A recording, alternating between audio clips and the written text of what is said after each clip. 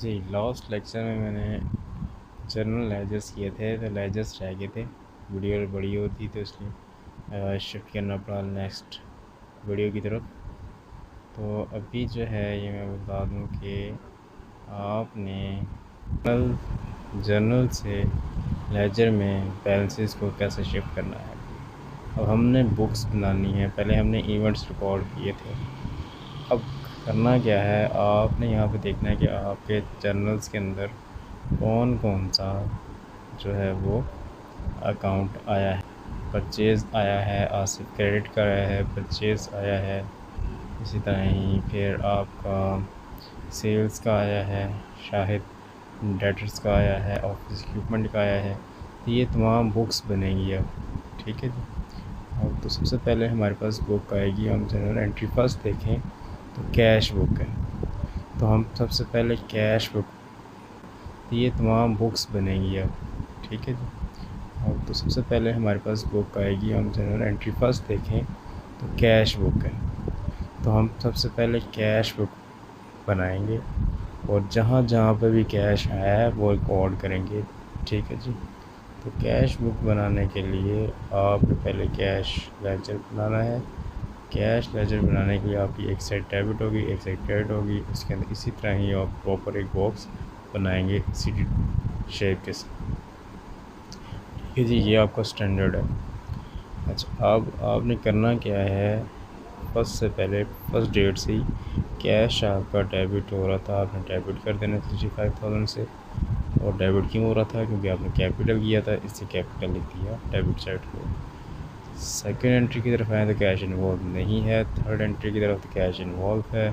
Credit हो रहा है परचेज़ की वजह से कैश 30,000 से, तो आपने क्रेडिट कर देना है परचेज़ 30,000।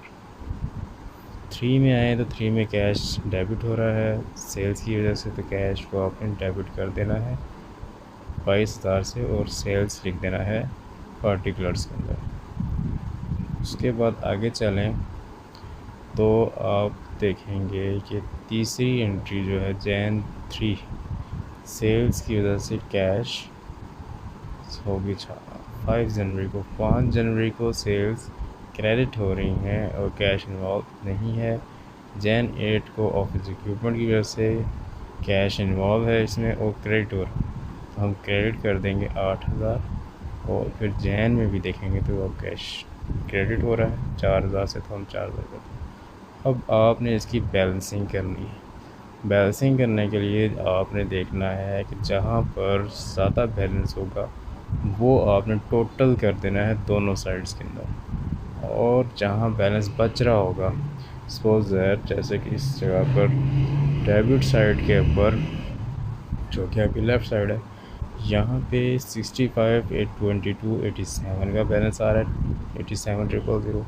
दूसरी साइड पे आपका जो बैलेंस आ रहा है जो कि राइट साइड है 3,838 एंड 4, इट मीन्स कि ये बनते हैं 42,000, ठीक है जी। तो 45,000 इधर से कम था, तो हमने यहाँ पे बैलेंस कर देना है CD कैरी डाउन कि ये बैलेंस यहाँ पे बच रहा है 45,000 का, ठीक है। टोटल कैश हमारे पास आई 57,000, जिसमें से 42,000 खर्च होगी और 45,000 हमारे पास बैलेंस बच गया है, ठीक हो गया जी। तो सेकंड अकाउंट की तरफ हम जर्नल की तरफ वापस आएँ तो फर्नीचर का अकाउंट बना हुआ है। तो फर्नीचर अकाउंट हम देखेंगे तो कैपिटल की वजह से डेबिट हो रहा है, तो फर्नीचर अकाउंट को डेबिट करेंगे कैपिटल की वजह से, उसकी अमाउंट 20,000 लिखेंगे। क्रेडिट साइड और कहीं भी फर्नीचर इन्वॉल्व नहीं है, तो इसलिए हम इसका एक ही एंट्री करेंगे और क्रेडिट साइड पर वही बैलेंस बराबर कर देंगे, ठीक है जी। बैलेंस आपने लेजर के लाजमी बराबर करने हैं। यहाँ पे कुछ भी नहीं था राइट साइड पे इसके, तो इसलिए इसका बैलेंस CD कर दिया 20,000 और दोनों अकाउंट लेजर बराबर कर दिया। यहाँ पे देखें तो बिल्डिंग का, तो बिल्डिंग भी इसी जगह पे इन्वॉल्व थी, इसीलिए बिल्डिंग का भी यही अकाउंट बनेगा। तो कैपिटल की वजह से 1,00,000 कैपिटल किया डेबिट, बिल्डिंग डेबिट थी वहाँ पे जर्नल्स में। अच्छा, 1,00,000 रुपया परली साइड पे वैसे बैलेंस बच जाएगा जो कि हम कैरी डाउन कर लेंगे। इसी तरह कैपिटल अकाउंट की तरफ आएंगे। कैपिटल अकाउंट क्रेडिट हो रहा था, किस वजह से कैपिटल अकाउंट क्रेडिट हो रहा था? कैश की वजह से, फर्नीचर की वजह से, बिल्डिंग की वजह से। ये 3 चीज़ें मिलाकर कैश कैपिटल अकाउंट जो था वो क्रेडिट हो रहा था। इसलिए हमने कैपिटल अकाउंट को तीनों अमाउंटों के साथ क्रेडिट करना है और बैलेंस कर देना है सीडी की क्रेडिट साइड, डेबिट साइड पे यहाँ पे कुछ भी नहीं है। मैंने आपसे कहा था कैपिटल अकाउंट का जो नेचर है वो आपने देखना है कि इसका नेचर कहाँ पर होता है। ठीक है जी। वैसे तो कैलेजेस के अंदर आपको देखने की ज़रूरत नहीं है। जब जनरल्स आपके ठीक रिकॉर्ड हुए होंगे तो फिर आपको जस्ट यहाँ पे एंट्रीज रिकॉर्ड करनी है। वहाँ पे हमने क्रेडिट पे लिखा हुआ था कैपिटल को, तो इसीलिए हमने कैपिटल अकाउंट में आकर क्रेडिट में ही अमाउंट डाली है। लेकिन किस वजह से डाली है? कैश, फर्नीचर और कैप बिल्डिंग की वजह से। ठीक हो गया जी। इसी का हिस्सा कोई बराबर कर लेंगे और डेबिट साइड पे जो बैलेंस है वो सीडी कर देंगे। परचेज अकाउंट में 2 चीज़ें आई थी, एक हमने कैश पे की थी और एक हमने क्रेडिट पे की थी। तो आसिफ अकाउंट 15,000 से, कैश अकाउंट 30,000 से और 45,000 की टोटल परचेजेज हुई। डेबिट साइड पे हम इसको सीडी कर देंगे। उसके बाद आसिफ का अकाउंट जो कि कौन सा अकाउंट था? हमारा क्रेडिटर का अकाउंट। क्रेडिटर पेबल का जो अकाउंट होता है, चीज़ें आई थी, एक हमने कैश पे की थी और एक हमने क्रेडिट पे की थी। तो आसिफ अकाउंट 15,000 से, कैश अकाउंट 30,000 से और 45,000 की टोटल परचेजेज हुई। डेबिट साइड पे हम इसको सीडी कर देंगे।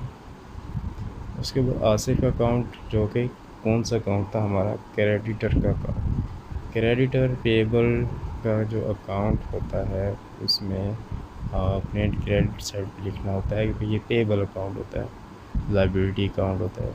ठीक है ना? क्यों अकाउंट क्रेडिट हो रहा है? क्योंकि परचेजेस की थी उधार पे, तो परचेजेस 15,000 क्रेडिट और बैलेंस सीडी, इसके अलावा और कोई हमने ट्रांजैक्शन इससे नहीं की। तो 15 आ जाएगा और बैलेंस सीडी हो जाएगा। क्योंकि अभी तक पेमेंट नहीं की इसलिए 15,000 पहली साइड पर बैलेंस रहे। सेल्स अकाउंट में हमने 2 बार सेल्स की, एक बार कैश में और एक बार ऑन कैश की वजह से 22,000 और 14,000 की वजह से शाहिद के अकाउंट से हमने सेल की थी। तो ये दोनों अकाउंट से हमने सेल करके क्रेडिट कर दी सेल्स के अकाउंट में। 2 वजह से भी, एक कैश एक शाहिद को क्रेडिट पे ली भी थी। तो ये बैलेंस हमने 36,000 सीडी कर दिया अकाउंट बराबर करने के बाद। अच्छा, अगर सेल्स काउंटर आपको बता रहा है कि आपने 2 सेलें की हैं, एक कैश और एक ऑन क्रेडिट। फिर आ जाएगा शाहिद अकाउंट जो कि डेटर अकाउंट है, पे रिसीवेबल अकाउंट है, जिसको हम लिखेंगे इसी तरह और डेबिट साइड पे लिखेंगे 14,000 क्योंकि ये सेल्स, ये रिसीवेबल अकाउंट है। पैसा हमने लेना है तो ये एसेट अकाउंट, इसमें हमने डेबिट किया, एंट्री में हमने डेबिट किया था और 14,000 बराबर कर देंगे। अब बाकी सारे बन गए। एक लेजर रह गया था ऑफिस इक्विपमेंट का। ऑफिस इक्विपमेंट का लेजर भी आप इसी तरह बनाएंगे। 2 कैश ट्रांजैक्शन हुई थी, 2 ऑफिस इक्विपमेंट आपने ख़रीदे थे। एक टाइपराइटर था, एक जो था वो आपने ख़रीदा था आयरन सेफ। ठीक है जी। अब आपको करना क्या है कि दोनों 8,400 से लिखे अपने डेबिट साइड पे, क्योंकि ऑफिस इक्विपमेंट डेबिट में था, कैश की वजह से था, इसके बाद आपने लिख दिया 12,000 और 12,000 सीडी कर देंगे। अब आपने जो बैलेंस सीडी किए हैं वो अपने यहाँ पे रिकॉर्ड करने हैं ट्रायल बैलेंसेस के तरह। ट्रायल बैलेंसेस के अंदर से हमने कहा था कि हम ट्रायल बैलेंसेस उठाएंगे।